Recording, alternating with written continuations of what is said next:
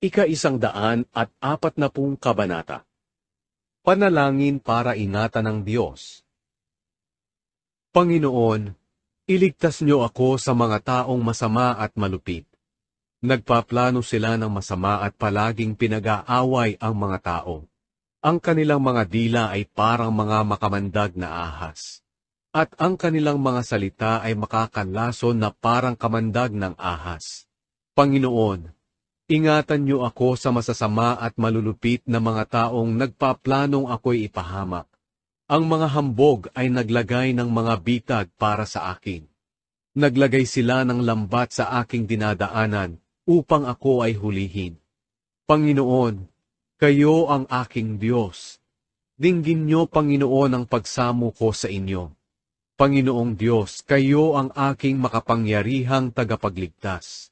Iniingatan niyo ako sa panahon ng digmaan. Panginoon, huwag niyong ipagkaloob sa masama ang kanilang mga hinahangad. Huwag niyong payagang sila'y magtagumpay sa kanilang mga plano. Baka sila'y magmalaki.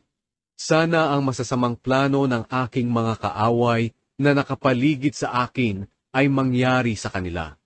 Bagsakan sana sila ng mga nagniningas na baga, at ihulog sana sila sa hukay nang hindi na sila makabangon pa.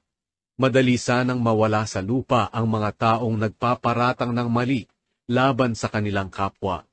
Dumating sana ang salot sa mga taong malupit upang lipulin sila. Panginoon, alam kong iniingatan niyo ang karapatan ng mga dukha, at binibigyan niyo ng katarungan ang mga nangangailangan. Tiyak na pupurihin kayo ng mga matuwid, at sa piling niyo sila'y mananahan.